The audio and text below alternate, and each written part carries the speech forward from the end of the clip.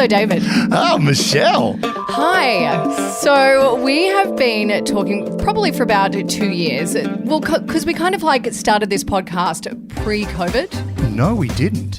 COVID brought us together, young lady.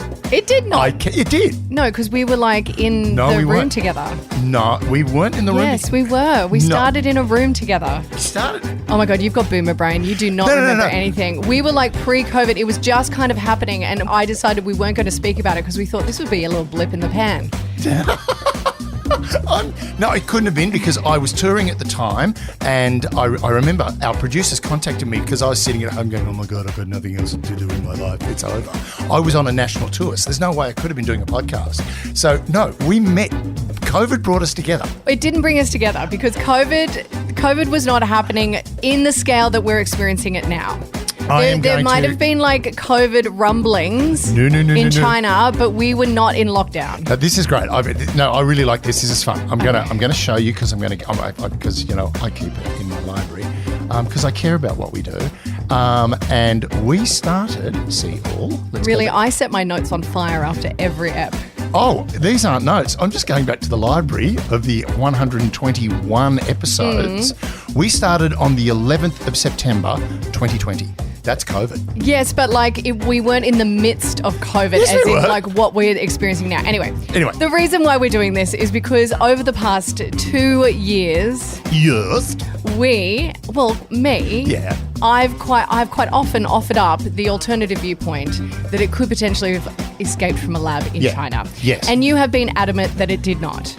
Yes, do not make me go through every single podcast to find you being a left-leaning, adamant person who was so sure that it came from a bat. Okay, there's one thing I'm going to say here, and this is a really important point, right? This is not a left or right issue. I firmly believe that it is not a left and right issue. Well, I'm going to pull up points about it becoming a left and right issue because that's what happened. Yeah, go for it. But you're going to be very surprised at what's going to happen in this episode. You're going to come on my side. Oh, I'm not going to go on anyone's side. That's the point of what we're about to do. I am going to apply the analytical training that I was given by ASIO, and we're going to look at this and try to figure out where the bloody hell this thing came from. Well, no, we're going to... And you're going to yell at me and... Yes. Yeah, cool. I'm used to that. So let's get stuck into COVID and its origins. All right, just a bit of padding on so when you hit me, it doesn't hurt quite so much. Oh, I'll be hitting hard. Ow!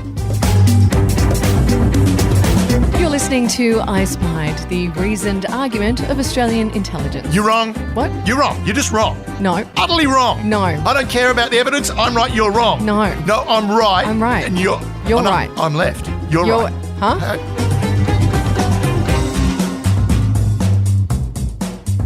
Hello and welcome to I Spy. My name's Michelle Stevenson. I'm here with David Callan. Hi. And hi, present. And we're going to get into the question about whether COVID was a lab leak or whether it did in fact leak out of a wet market in Wuhan. In Wuhan, China. Now, over the course of the 2 years that we've been together, there have been many instances where I have challenged you on the idea that it came from a bat. Correct. And what we have seen progressively over the past 2 years is there's been more and more information coming out that supports the theory that it could potentially be a lab leak. Correct. I do not doubt that whatsoever. Now, what happened was a lot of the investigation process got halted because it did become somewhat of a political question.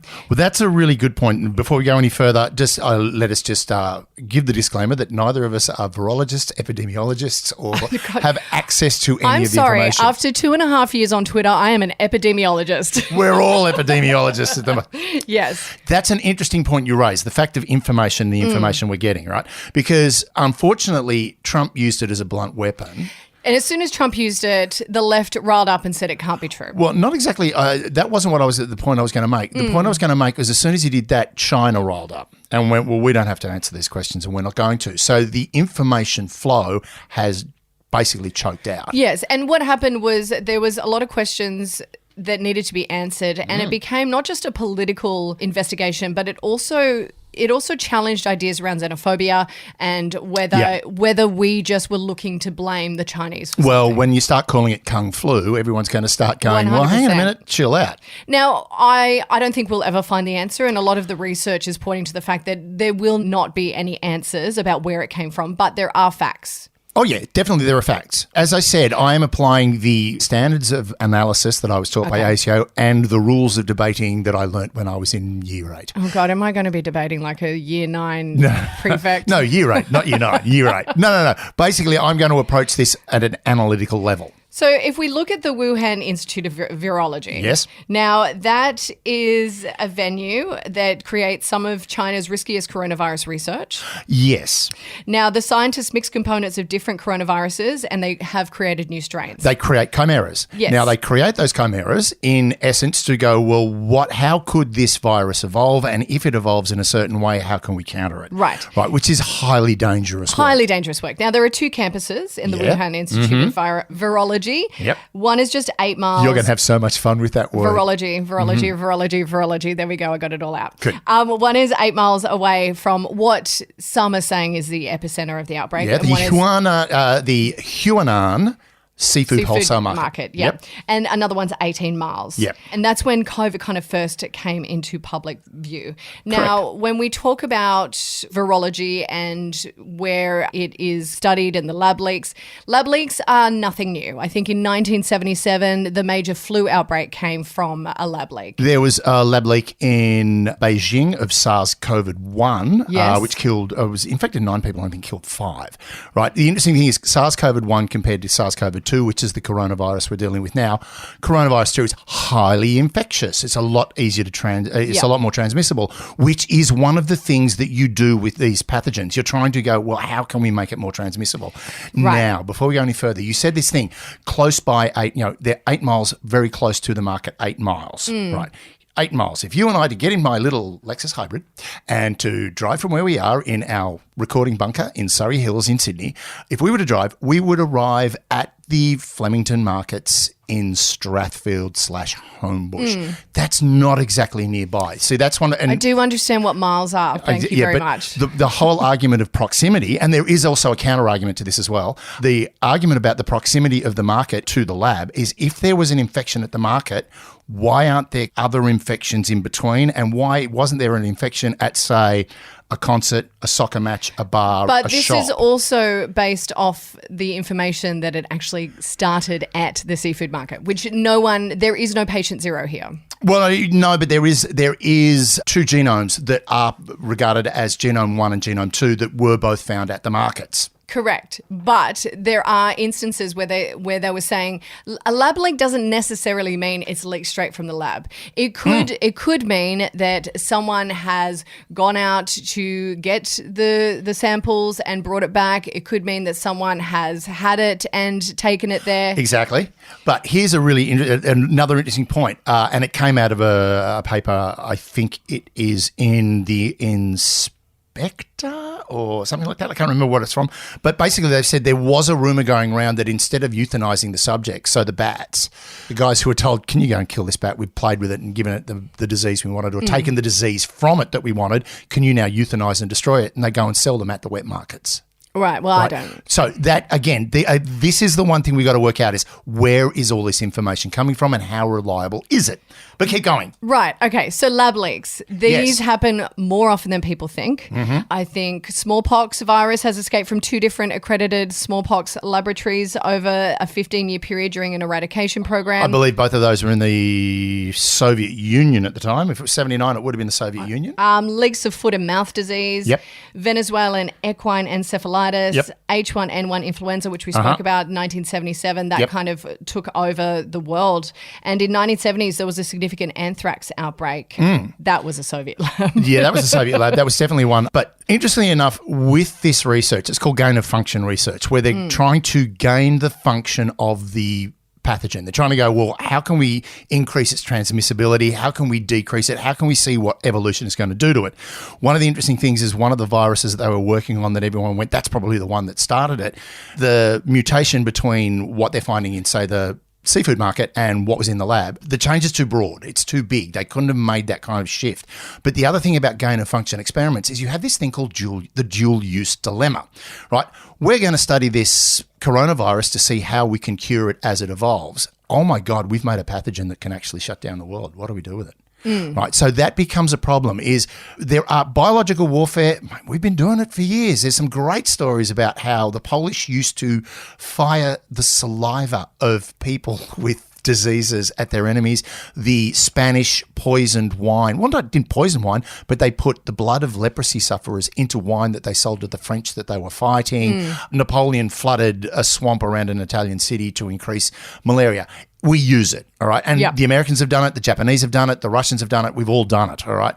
Smallpox blankets given to American Indians. Again, this is biological warfare. The big thing with this is if it was from the lab, a lot of people are saying they did it on purpose. I don't think they did it on purpose. I don't think it was in any way intentional. Let's be clear on that, and I think it's good to kind of get that out of the way. Yeah. If this came from a lab, I don't think it was intentional because no one has anything to gain to release this. No, well, even if you did have something to gain, you wouldn't release it in your own town. Yeah, exactly. Right. And now there's an interesting point that has also been made that there was military Olympics, like they're called the military games, and athletes that are serving members of militaries around the world gather once every 4 years to have their own little Olympics, right? And they do the same sort of sports, only they do it with guns. No, I'm kidding. Right.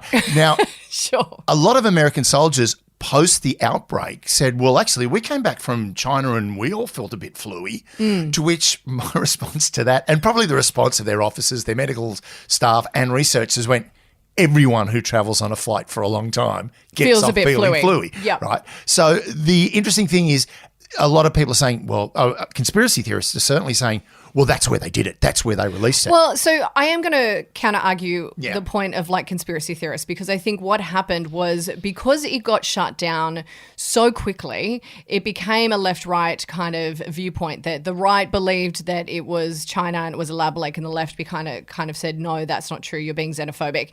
Because this kind of happened, what fell through the cracks was a real search for information. That's the key. And that search for information meant that we will never know the answers. I think China shut down long before Trump had even got involved, because when you look at the whistleblowers who came out of the lab, the doctors, they died mysteriously. Oh my God, during a pandemic. Yes, but also conveniently they died. Yes, that terrible disease of falling off a building. Yeah. I've got corona drop. I mean, 1 minute they're chatting heartily at their hospital bed, the next minute, oh, that person died. Oh, yeah, what happened? Oh, this corona pillow just fell on his face. Yes, he can't breathe. Yeah. That's because you're holding something on his face. Now, again, the case could be made that it's politically expedient just to remove the problem, and China are not backwards in coming forwards of putting people into re-education camps or basically, I mean, it's not as dangerous. Like working in virology isn't quite as dangerous as working in the Russian oil industry. Yeah, exactly. But the thing is, and it comes down to all of this information that we're getting, but how good is the analysis of the information coming out? Now, I've noticed that you have the pro-Republica report there. Yes, the Vanity Fair pro-Republica report. It was a 6-month investigation into documents. It was an investigation done by the Senate committee. Yes. And so this 6-month investigation is based on the US Senate researchers' findings and analysis. Yes. Now, before we go any further, we now need to caveat that as to which committee it was that did it, which was a very pro-Republican committee run by a Chinese hawk Republican. But see, here again, you said it's not about politics, but now you're making it about politics. Yeah. But we've still got to look at the people involved in this story, all right? Right. So you look at Senator Burr, who is the head of that committee. He's a China hawk. So, and this is the thing, when I say we've really got to apply stringent analysis to this, is the problem with any analysis is there is a cognitive bias built in. Of course. Right. Now, the problem is Burr... That's with everything. Like any kind of interpretation can be applied to any analysis. Yes. Now, the whole thing is, interestingly enough, when you say it's a left-right Well, that's what it became. bias. Well, yes and no. The Australian government currently is basically like saying, we're not going to make a bloody move on this simply because, A, it's way out of our field. We're not going to get the information we need. And to be perfectly frank, we can't prove either way. This is the point I'm trying to make is, Currently, there is no way to say definitely what happened. There is really strong research, or at least, investigation by the World Health Organization coming out of the market that basically said, look, it was the live food area, the live animal area, and also the exotic wildlife. It was raccoon dogs. It was bats. It was all of these different... But then the WHO has revised their earlier conclusions. Go ahead. And they are now saying that both scenarios, both the wet market and a lab leak, are still on the table. Oh, totally. That's what I mean. It's like, but what I'm saying is... No, but early on, they kind of discounted it. And then now they've come back and said, the wait. US intelligence service did their own analysis on it. So Joe Biden, we're talking about the left-right kind of ideology, and you saying that, the pro-Republica investigation is kind of a Republican viewpoint. Yeah. Joe Biden ordered a review of the relevant intelligence, and the intelligence community came back with the finding that the lab leak was just as credible. Just as plausible. As natural origin. Yeah. Now, I'll be honest with you, I was very dismissive of it, but because remember you were always dismissive of me. I was like, yeah, whatever, yep. But I was going on the information available at the time. No, that's not true. I had information. The problem is sometimes when you are a left-wing person, right, you get the talking points of the left wing, like what the Guardian say or what the ABC has to say. But because I'm a journalist and I'm sitting in the stuff, and I have been sitting in it for over 2 years, I see all viewpoints. Yeah, but now you've made it a clinical assumption, which with a cognitive bias on top of it, that I don't look at right-wing information. When was the last time you picked up the Daily Telegraph? The last time I read something from the Daily Telegraph was yesterday. No, picked up a Daily Telegraph. Picked up a paper and read it cover to cover. I don't read the Daily Telegraph. I read the Australian. Yes, but do you read it cover to cover? No, I generally just go through the front because I'm not interested in the sports coverage at the back and the ads, but I generally go from the front page to the opinion page. I read all the newspapers every day. I used to read 4 a day, right? I understand entirely. And that literally, we are trained. At ASIO, we were trained. Yeah. You can't take it from one source. You've got to look at, it was the Australian, the Canberra Times, I think it was the Sydney Morning Herald and the Herald Sun, because it was Victorian football and half the building were from Victoria. So they all wanted. So that's what we got. I used to do a show called Going Home. It was an improvised drama set on a train. We'd film it in the morning. It would go to air at night. We had every single paper in the country on that train. Right. We literally we had people driving out to the airport and bringing papers in from Western Australia at 10 o'clock in the morning so it looked like we were on any train in Australia. The thing is, when you look at both sides, you get to boil down the actual facts that sit around. Right. But it's the interpretation of the facts, which leads us to Toy Reid, the guy who's got a lot of hand in the pro-Republica report. Yes, because a lot of the stuff he's been taking his interpretation on how the Chinese interact, the Chinese Communist Party interact. Yes, there's a lot on how the Chinese Communist Party interact. There was one thing that he said in that article that immediately makes it dubious. This is really difficult to understand and nobody but me can do it, or very few people. I understand how they think and talk, but not a lot of people can.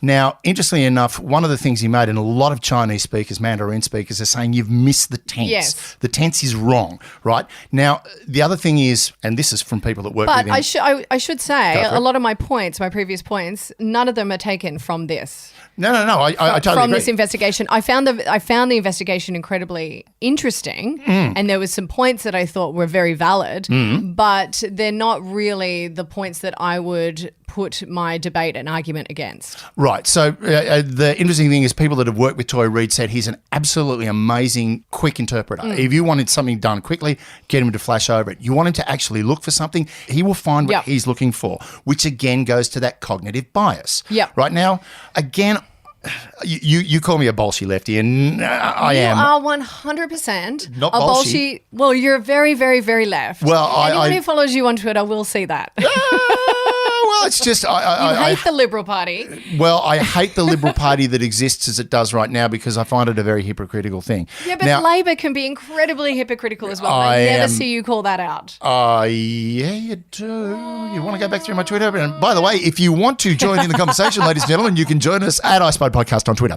Anyway, we promised it would be fiery. Yeah. Now, the interesting thing about this is, and the fact that you've turned around and said Joe Biden has basically turned around and said, right, go back over your notes, check them again. That is what a good leader does. Yeah. Now, when you go back to what Trump was doing, the other thing Trump was also doing, and it's really important to remember this, is Trump was desperate to cover his own ass at the time because he'd lost control of what was going on. Yes, right? absolutely. He'd lost it. So I've got to move the blame. Let's be honest, left or right, he was not a good leader. I know there are people over there that believe in him, but he was, bottom line, he was not a good leader. He was good in accelerating the vaccine situation. But any leader would have done that.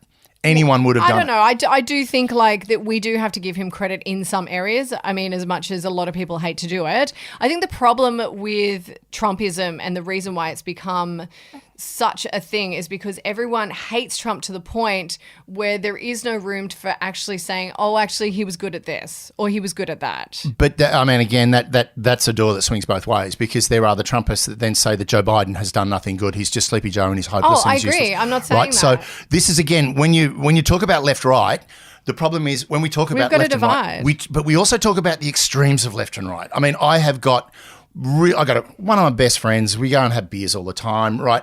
He's very right wing, right? Yeah. Very right wing, not extreme right wing, but he's not very right wing. He is that dyed in the wool, blue blooded liberal, right? Lives in Bellevue Hill, lovely bloke, and he and I enjoy having a glass of wine or a beer together and arguing politics. But the interesting thing is when you say, well, I suppose you think that China invented COVID. It's like, don't be bloody stupid, right? The same way I've got a very, very staunch Labor, like union card carrying kind of Labor mate who's like, yeah, China did it.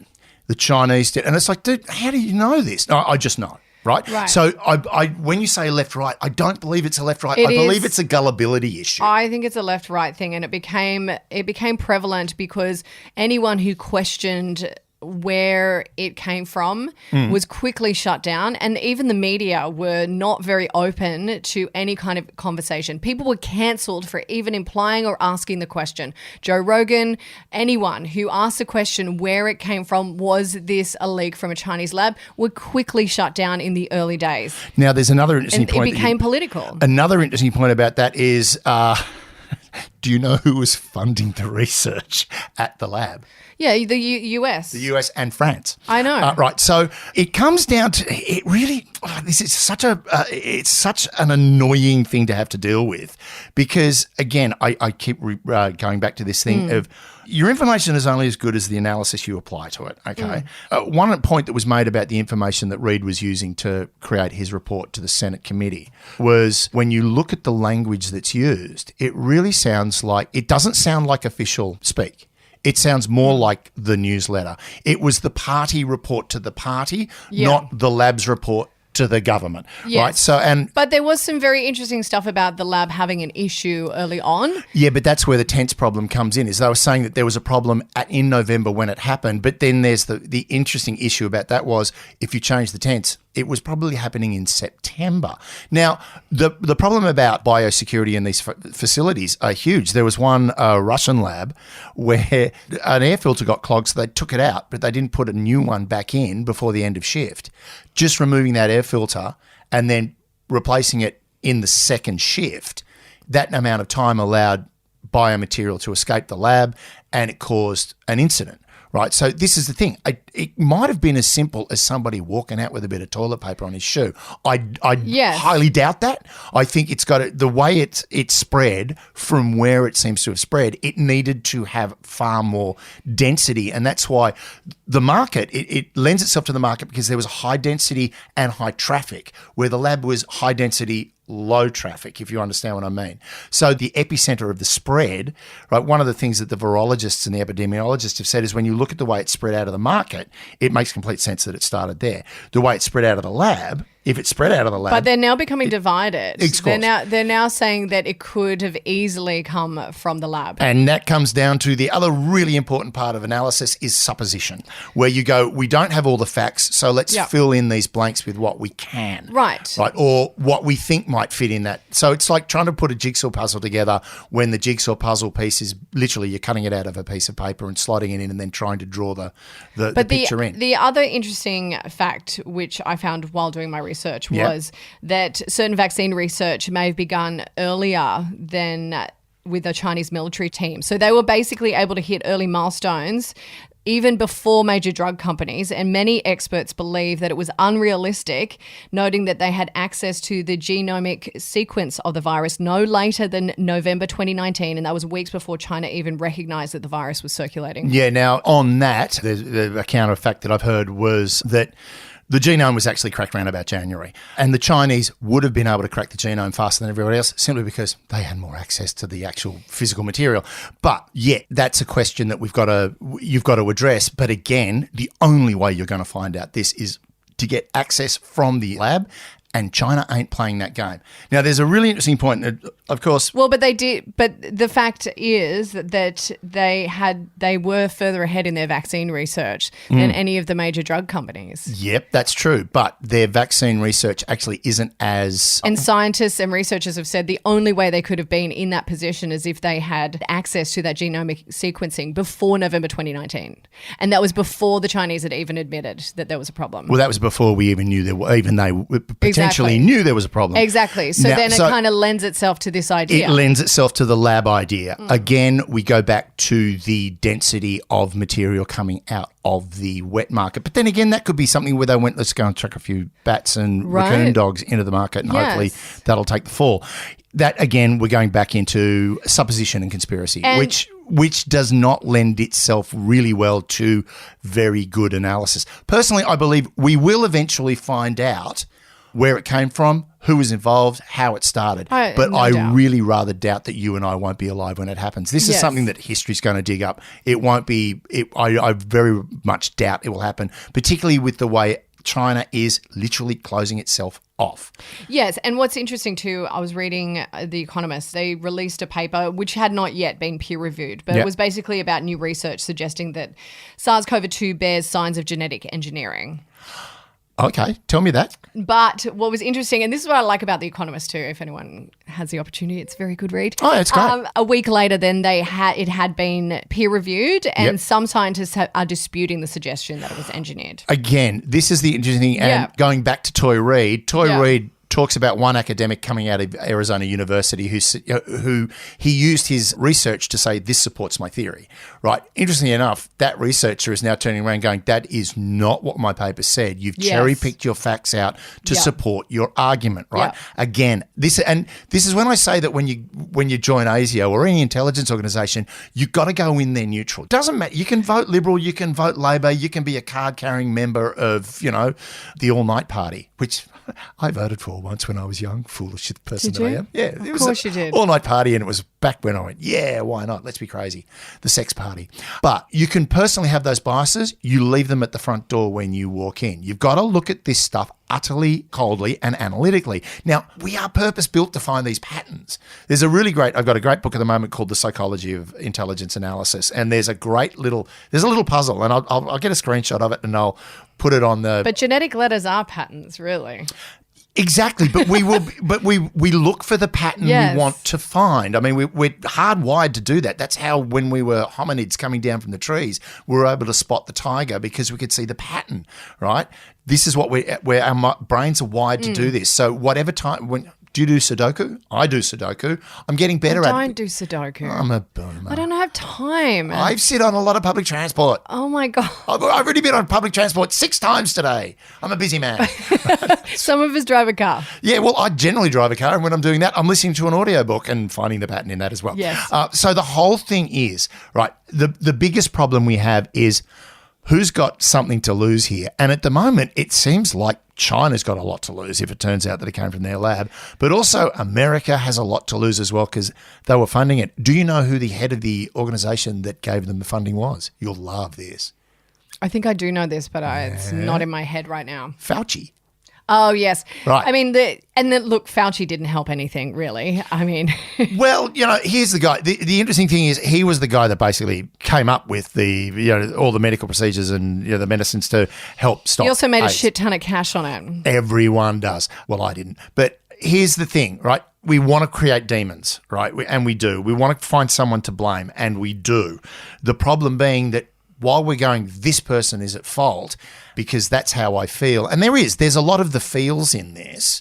The real problem being that we're not looking at the information coldly and analytically. There are even scientists out there that are going to look at it their way because they want to. And the problem with this, it's like using a stocking as a condom. Yeah, it's going to stop most of it, but some crap is going to get through that is not going to help you. Yes, and I think another thing that really kind of leads me or lends me to the idea that this was a lab leak and that China have been fully across this is their hardline stance, which they continue to have. And like recently, a young boy died in lockdown. They're tanking their economy based on this very strict lockdown. Yeah. That's now what kind of government? And now I know we've spoken about this, and I do believe that a lot of this has to do with Xi Jinping being really hardline, and he wants to save face, and he doesn't want to go back on what he thought was the way to go. But we all did lockdown and we all kind of came out of it, and now we're going on our merry way. Yes. But sometimes I think, are they staying the course because they know something no one else knows? Well, here's the thing. If they know something that we don't know and they're staying in lockdown, then we're playing a massively dangerous game with being out of lockdown. Yes. Now, here's the flip of that. It comes down to that whole thing about the Chinese virus, how they got it out really quickly and all that sort of stuff. It's not actually a very good, not Chinese virus, the vaccine. The Sinovac is not very good. I don't know. I don't know. I don't have Sinovac in my bloodstream. I've got AstraZeneca and Pfizer, right? But Sinovac is not a trusted vaccine in the country, in China. And the other thing is it's not trusted by the older population. And we've got a large population of older people in Australia. We're getting older. We are. Our population is aging, right? Well, China's got the same problem, particularly after the one-child policy. You've got a lot of older people in there.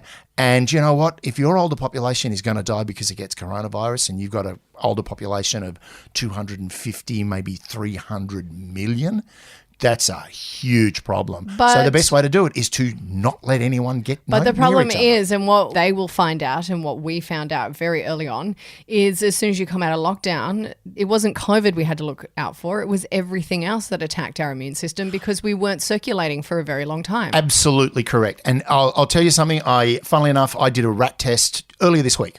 Right, got up. What are those? Yeah, but remember, it was like every time you went, I'm going to go to the shops, better have a rat test. Right? I still have to do one every so often. Right, for work. So do I. If I've got to go film somewhere, you've got to do a rat test 3 days before, the day before, the morning off. Right, that's how it works when you're filming as well. They're really strict on set because there is a lot of cross contact and stuff like that. Now, for me, I did a rat test, and the weird thing was, it was like, how do I do this again? Because I haven't done it in ages. But I had a bit of a headache and a little bit of a tickle in the throat. And my first thought was, all right, what I'm going to do is go do a rat test. Oh, Jesus, I really don't want to. And then my other thought was, hang on, what are the isolation rules again? I can't remember. Any. There aren't any at all? No, not really. Right. Well, it's your own responsibility. Yes. Did the rat test, nothing. Went to bed really tired, a bit woozy, blah, blah, blah. Went to bed, got up the next morning, and my son went, you went to bed really early last night. I went, yeah, I was a bit woozy, sore throat, a bit of a headache. I went, yeah, I had that the day before. And it was just one of those 24-hour things that hits you. Now, the thing is, what I do find really interesting is the fact that I'm not hearing that much about flus and colds because I'm not wearing a mask in public, but I'm still using hand sanitizer when I come into the house and let me stuff tell like you, that. the flu season was worse than COVID for everyone I know. I know people who took 10 days off work. My son was almost hospitalised with the flu. He was incredibly sick. COVID. Oh, Bay. Come on, man. I hope you get better. I hope you're better now. But COVID, it barely touched the sides on him. But did he have it before he was vaccinated or after? We don't vaccinate. You don't vaccinate? I'm vaccinated. I don't believe children need to be vaccinated. So he got COVID, unvaccinated, and it went through him quickly. Children have a natural immunity. I don't think. Yeah, I do believe that they're a lot better at fighting stuff off than that. I'm vaccinated. I've had 3 shots. Oh, same here. I want to get number 4. I'm not going to get any more. I know I want to get all of them. I'm not going to get any more. I want the complete set, then I'm going to sell them all on eBay. I'm done with it. Anyway, so, we can get into the vaccine. The whole vaccine thing is also another issue. Well, the great thing is, this is the thing I really hate about my vaccine is it keeps downloading the new U2 album, and I don't like it. I know that. That's a problem with Apple as well. But the whole thing, the reason why we got on here, and I think what COVID did, what the pandemic did, is it really sparked mistrust in government agencies. Oh, hell yeah. And- That's the real problem. And that flow-on effect made it more difficult to get people vaccinated. I believed early on that the vaccination was important. Do I think that someone who's relatively healthy in their 20s needs it? No. Do I think my son needs it? No.